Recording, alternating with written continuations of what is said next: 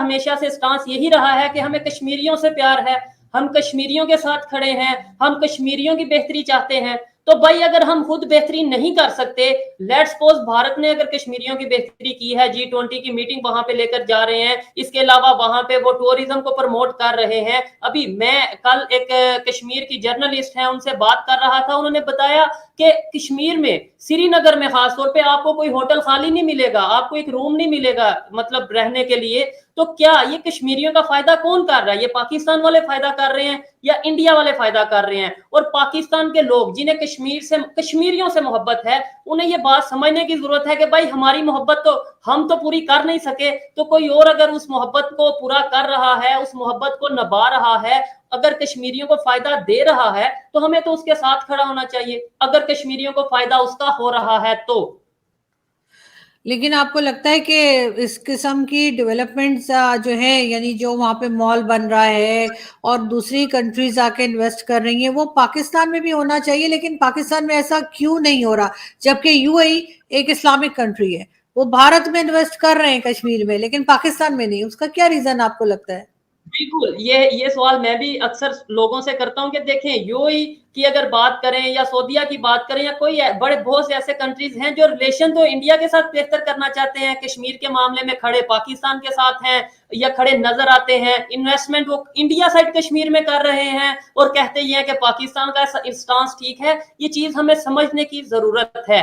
पाकिस्तान में क्यों नहीं वो इन्वेस्टमेंट करते, उसकी रीजन है, उन्हें पता है कि हम बातों से तो पाकिस्तान को तरखा सकते हैं, पाकिस्तान को सेटिस्फाई कर सकते हैं, लेकिन अगर हम वहां पे इन्वेस्टमेंट कर देंगे तो हमारी इन्वेस्टमेंट डूब सकती है, जो कि डूबती कई कंट्रीज को नजर आ रही है। यहाँ पे पॉलिटिकल स्टेबिलिटी नहीं है। यहाँ पे कौन सी कंट्री चाहेगी इस टाइम पे कि पाकिस्तान में खासतौर पे कश्मीर में आके इन्वेस्टमेंट करे? और लेट्स सपोज तुर्की ही ये चाहते हैं, लेट्स सपोज कि वो कश्मीर में आके इन्वेस्टमेंट करें, तो वो क्या सोचेंगे नहीं कि भाई पूछना किससे है, कि हमने अगर ये इन्वेस्टमेंट करनी है, ये हमने एस्टेब्लिशमेंट के थ्रू करनी है, हमने चीफ ऑफ आर्मी स्टाफ के थ्रू करनी है, हमने प्राइम मिनिस्टर के थ्रू करनी है, और कौन से प्राइम मिनिस्टर, पाकिस्तान के प्राइम मिनिस्टर के थ्रू करनी है या आजाद कश्मीर के प्राइम मिनिस्टर के थ्रू करनी है? तो ये सब चीजों को देखते हुए कोई भी कंट्री चाहते हुए भी वहां पे इन्वेस्टमेंट नहीं कर पाता।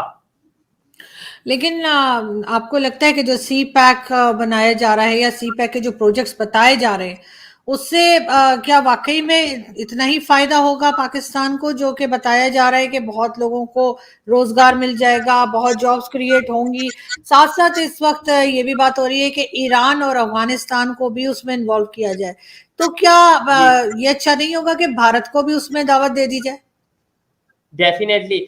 आपने बोला, पहले मैं इस बात का जवाब देता हूं कि क्या पाकिस्तानियों को उसका फायदा होगा या नहीं। मैं आई थिंक 8th क्लास में था या 9th क्लास में था, जब मुझे मेरे पॉलिटिकल साइंस के जो टीचर हैं, प्रोफेसर हैं, वो ये बताते थे कि बेटा, मतलब क्लास में ये लेक्चर दिया जाता था कि बेटा सी पैक स्टार्ट होने जा रहा है, इंडिया चाइना के साथ मिलके, पाकिस्तान चाइना मिलके कितना बड़ा प्रोजेक्ट करने जा रहे हैं कि जो गेम चेंजर होगा, पूरी दुनिया का जो सा है वो पावर पाकिस्तान के पास और चाइना के पास आ जाएगी, अमेरिका से लोग पाकिस्तान में जॉब करने आएंगे।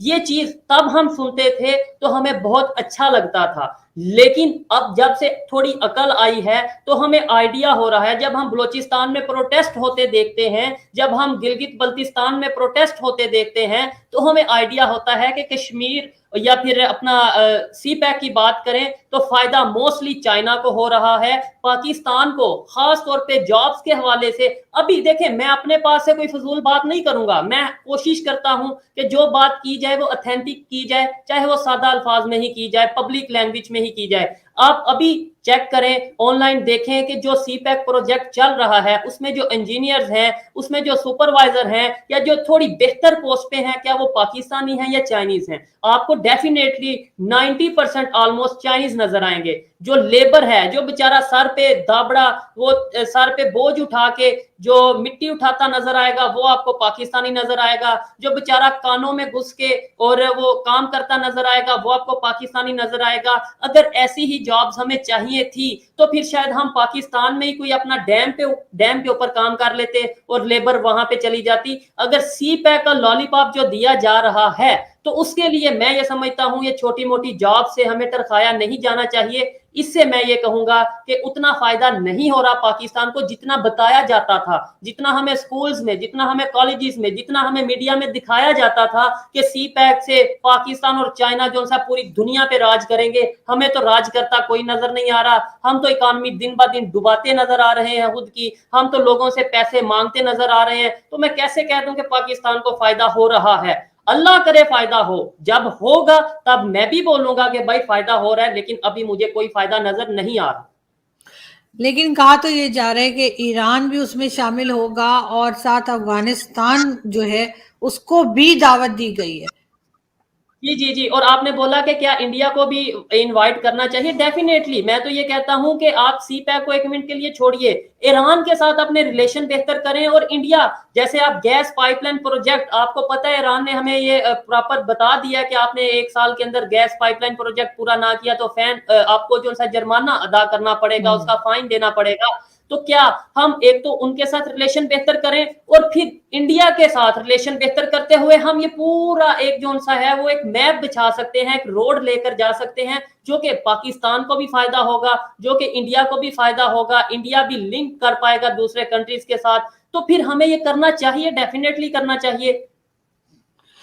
मगर इकोनॉमी जिस तरह से पाकिस्तान की इस वक्त खराब होती चली जा रही है, और आपको भी पता है डॉलर रेट कहाँ पहुंच चुका है, 300 से ऊपर जा चुका है, 305 हो गया है। जिम्मेदार कौन है? पॉलिटिशियन है या एस्टेब्लिशमेंट है, एजेंसीज हैं?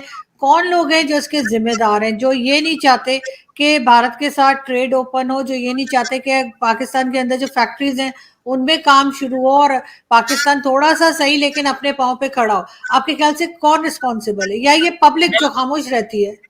मैं बिल्कुल ओपनली ये बात करना चाहूंगा कि जो पाकिस्तान की आज कंडीशन है उसका जिम्मेदार मैं हूं, उसका जिम्मेदार शायद आप हैं, उसका जिम्मेदार पाकिस्तान की आम पब्लिक है। जो मतलब बाकी मुझे अब गुस्सा इस बात पे आता है कि हमें जिस साइड पे लगाया जाए हम बहुत आसानी से लग जाते हैं। आज हमारा ये स्टांस है, कल मीडिया पे हमें ये दिखाया जाएगा, हम उसे सच समझेंगे। हमें ये दिखाया जाएगा जो पाकिस्तान में गलत हो रहा है वो इंडिया करवा रहा है, तो हम फटाफट इंडिया के खिलाफ बोलने लगेंगे। हम 1 मिनट ये मोबाइल को नहीं उठा सकते, हम इसके ऊपर थोड़ी सी रिसर्च नहीं कर सकते। हम वैसे तो पता नहीं कौन कौन सी साइट्स को वीपीएन के थ्रू या किसी भी थ्रू, नेट बंद हो ना हो, हम ओपन कर लेते हैं। लेकिन हमें ये नहीं पता कि हम अगर हमें कोई खबर, लेट्स सपोज किसी मेन स्ट्रीम, पाकिस्तान के मेन स्ट्रीम मीडिया पे कोई भी खबर आई इंडिया के अगेंस्ट, तो हम 1 मिनट लगाएं, यहाँ पे सर्च करें कि क्या ये खबर सच है या झूठ है, क्या ये खबर आधी बताई जा रही है, मतलब अपनी मर्जी की खबर उठा के यहाँ बताई जा रही है, या प्रॉपर यही खबर है।